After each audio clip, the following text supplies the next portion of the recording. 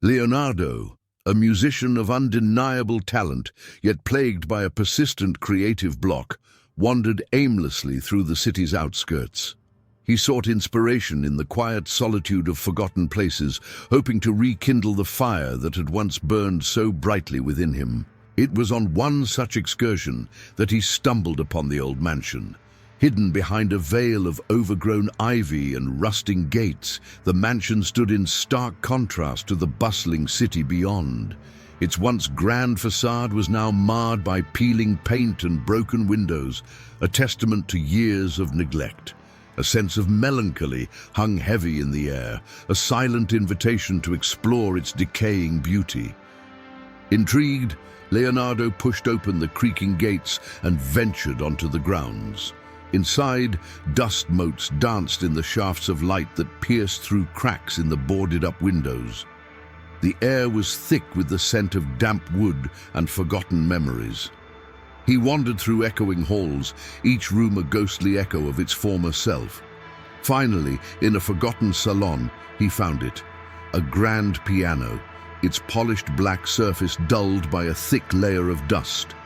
As he lifted the heavy lid, a single beam of sunlight illuminated a handwritten musical score, its pages yellowed with age. There was no title, no composer's name, just the elegant script of the notes themselves. A spark of curiosity ignited within him, a flicker of the inspiration he had so desperately craved. He knew, with an inexplicable certainty, that this music held a story waiting to be told. A thin layer of dust puffed into the air as Leonardo carefully wiped down the piano keys. The instrument, though aged, seemed remarkably well preserved beneath the grime. He ran his fingers lightly over the ivory, testing their responsiveness. A few keys stuck slightly, but overall, the piano seemed playable. He settled onto the worn velvet bench, his heart quickening with anticipation. He placed the aged sheet music on the stand and took a deep breath.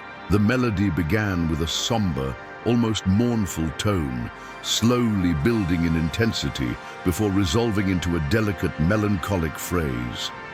As he played, the notes filled the silent room, weaving a tapestry of sound that seemed to resonate with the very walls of the mansion. He felt a strange sensation, a subtle shift in the atmosphere, as if he were no longer alone. A slight chill ran down his spine, and the air seemed to grow heavy. He glanced around the room but saw nothing. Dismissing it as his imagination, he focused once more on the music.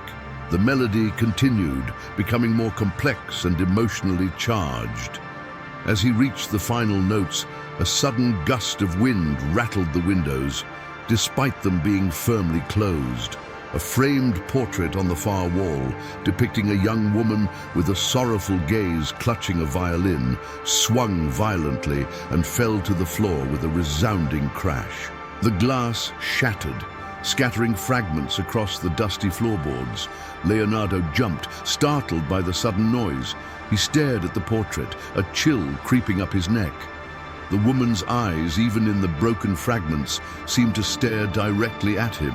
A distinct feeling of unease settled over him, a premonition that this music was more than just a collection of notes on a page. The shattered portrait lay on the floor, a stark reminder of the unsettling events that had accompanied the music. Leonardo carefully gathered the broken pieces, his fingers tracing the outline of the young woman's face. Her expression, even fragmented, held a deep sadness that resonated with him. He felt compelled to learn more about her, about the history of the mansion, and about the mysterious melody he had discovered. Returning home, Leonardo spent hours researching the history of the mansion. Local archives and historical societies provided a fragmented but compelling narrative. The mansion, once a symbol of wealth and prosperity, had belonged to the Ashworth family in the late 19th century. Their daughter, Elisa, was a gifted musician, known for her exceptional talent on the violin. However, her life was tragically cut short in a devastating fire that engulfed the mansion. The circumstances surrounding the fire remained shrouded in mystery, with whispers of a tragic accident or even foul play circulating through local lore. Armed with this information, Leonardo returned to the mansion the following day. The atmosphere felt different, heavier. As he sat at the piano and began to play the melody again, he heard a faint whisper, barely audible, calling his name. He stopped playing, his heart pounding in his chest. The whisper came again, closer this time. He looked around the room, but there was no one there. A small, antique music box on a nearby table suddenly began to play a discordant tune, then abruptly stopped. He started to feel a growing sense of dread. He began to have vivid dreams of Elisa, where she appeared playing the same melody on a violin, her eyes filled with a profound sorrow. The dreams were so realistic that he would wake up in a cold sweat, the melody echoing in his mind. Driven by a mixture of fascination and a growing sense of unease, Leonardo decided to record the melody. He set up his recording equipment in the mansion's salon, capturing the haunting notes as they echoed through the empty rooms. He meticulously edited the recording, ensuring the sound quality was as clear and resonant as possible. Then on a whim, he uploaded the recording to a music-sharing platform online, titling it simply The Ashworth Melody, hoping to perhaps find someone who recognized it. The response was immediate and overwhelming. Within hours, the recording had gone viral, shared and commented on by thousands of listeners. People were deeply moved by the melody's melancholic beauty, describing it as haunting, evocative, and profoundly emotional. Many shared personal stories of loss and grief, saying the music resonated with their own experiences of pain and remembrance. However, alongside the positive feedback, a disturbing trend began to emerge. People started reporting strange occurrences after listening to the music. Vivid nightmares, resurfacing memories of painful losses, and an overwhelming sense of sadness and melancholy were common themes. One listener described feeling a cold presence in their room while listening, while another claimed to have seen a fleeting shadow in their peripheral vision. Leonardo began to feel a growing sense of responsibility. He realized that the music was more than just a collection of notes. It was a conduit for something powerful, something that stirred deep emotions, and perhaps even something more. He started to wonder if he had unleashed something he couldn't control. The unsettling reports surrounding the music weighed heavily on Leonardo's mind. He felt a growing need to understand the melody's origins, to find some explanation for its profound effect on people. He returned to the mansion, determined to uncover any further clues. He spent hours meticulously searching the salon, running his hands along the dusty shelves and examining every nook and cranny. His search led him back to the piano. As he ran his fingers along the ornate carvings on its side, he noticed a small, almost imperceptible seam. Pressing gently, a hidden compartment sprang open, revealing a small, leather-bound diary. Its pages were yellowed and brittle, the ink faded in places, but the handwriting was elegant and legible. It was Elisa's diary. He carefully opened the diary and began to read. The entries chronicled Elisa's life, her deep passion for music, her dreams of becoming a renowned composer, and her secret love for a young man from a lower social class, a relationship forbidden by her family. The diary entries also revealed her struggles with loneliness and a growing sense of despair as her family pressured her to marry a wealthy suitor she did not love. The final entries spoke of a new composition, her most important work, a melody that expressed all her hopes, fears, and unrequited love. The last entry abruptly ended mid-sentence, hinting at a growing fear and a sense of impending doom. It was dated just days before the fire that claimed her life. The diary confirmed that the melody Leonardo had found was indeed Elisa's, her unfinished masterpiece. Reading Elisa's diary forged a profound connection between Leonardo and the long-dead composer. He felt a deep empathy for her struggles, her passion, and her tragic fate. He understood now that the music wasn't just a melody. It was a vessel for her emotions, her unfinished story. As he spent more time in the mansion, playing the melody, the manifestations became more frequent and intense. He would catch fleeting glimpses of a figure in the periphery of his vision, hear whispers that were no longer just indistinct murmurs, but almost discernible words. Objects would move on their own, a book falling from a shelf, a door creaking open. One evening, as he played the melody, a distinct chill permeated the room. The air grew heavy, and the flickering candlelight cast long, dancing shadows on the walls. He felt a presence beside him, so palpable that he could almost feel the warmth of a body. He glanced to his right and saw her, a translucent image of Elisa standing beside the piano, her spectral fingers moving in time with the music as if she were playing an invisible violin.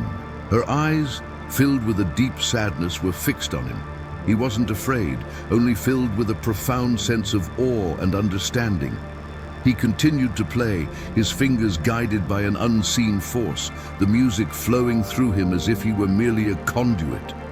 He understood now that he wasn't just playing her music, he was communicating with her, bridging the gap between the living and the dead. He knew he had to help her complete her music, to give her story a proper ending, to finally let her find peace. The encounter with Elisa's spectral form solidified Leonardo's resolve. He knew he had to help her complete her musical masterpiece. He pored over the original manuscript, studying every note, every mark, searching for clues about how Elisa intended to conclude the piece. The melody, as it stood, was beautiful but incomplete, ending on an unresolved chord, a musical question hanging in the air. He felt that the key to completing it lay not just in the notes themselves, but in understanding Elisa's emotional state when she composed it. He spent countless hours in the mansion, playing the melody repeatedly, trying to immerse himself in her world. He reread her diary, focusing on the entries leading up to her death, trying to decipher the emotions hidden between the lines. He began to have more vivid dreams, and in these dreams, Elisa would appear, not just as a silent observer, but actively interacting with him. She would hum fragments of melodies, point to specific sections of the manuscript, and even conduct him with a ghostly hand. These dream fragments were like pieces of a puzzle, slowly revealing the missing parts of the composition. He would wake up in the middle of the night, frantically scribbling down the melodies he had heard in his dreams, trying to capture the ethereal beauty of her musical vision. Gradually, a new section of music began to take shape, a continuation of Elisa's melody, a resolution to her musical question. He felt as if he was collaborating with a ghost, a partnership across the boundaries of life and death. With the newly composed section in hand, Leonardo felt a sense of urgency. He knew he had to perform the complete piece to give Elisa's music its final voice. He decided to hold a small private concert in the mansion's salon, a final tribute to the lost composer. He didn't invite anyone. This was a performance for Elisa, a communion with her spirit. He set up a few candles around the room, their flickering light casting an ethereal glow on the dusty furniture and the grand piano. He placed the complete score on the stand, his heart pounding with anticipation. As he sat down on the bench, he took a deep breath and began to play.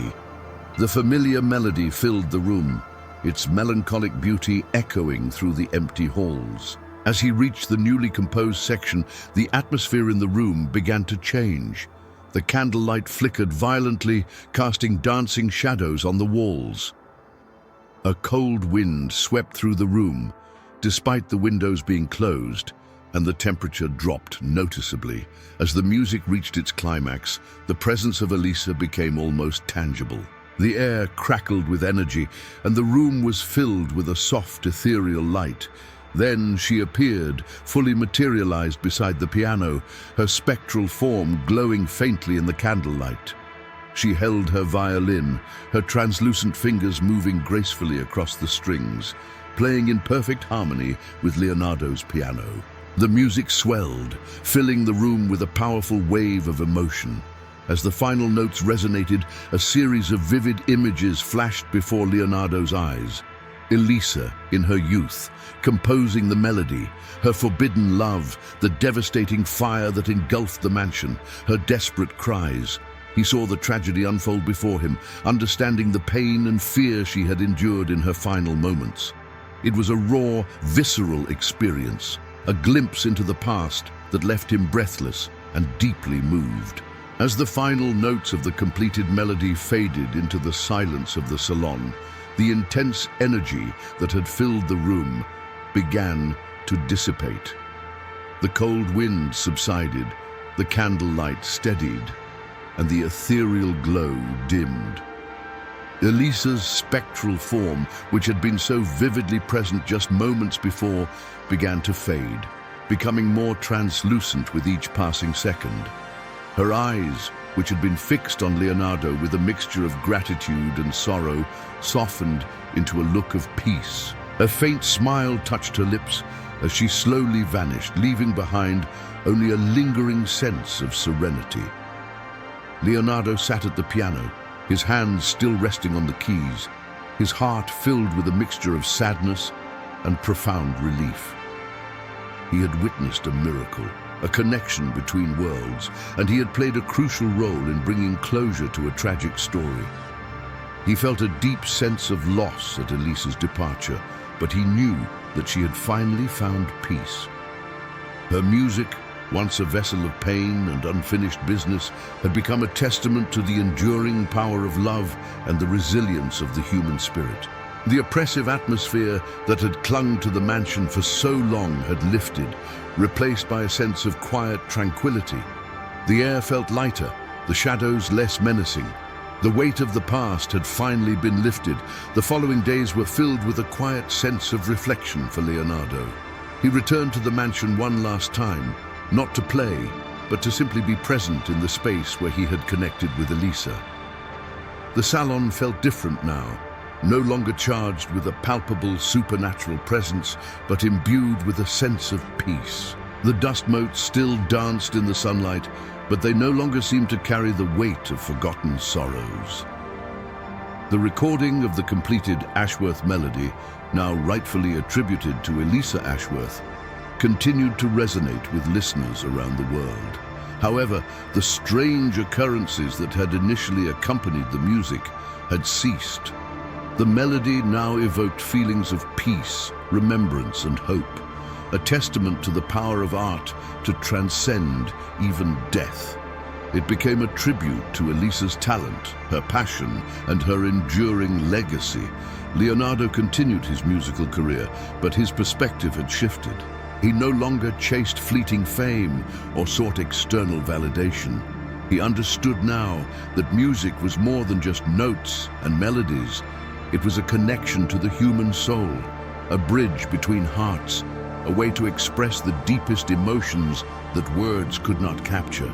He felt a renewed sense of purpose, a desire to create music that touched people on a profound level, just as Elisa's music had touched him. He decided to publish the original manuscript of Elisa's melody, along with the concluding section he had composed, ensuring that her name and her music would never be forgotten.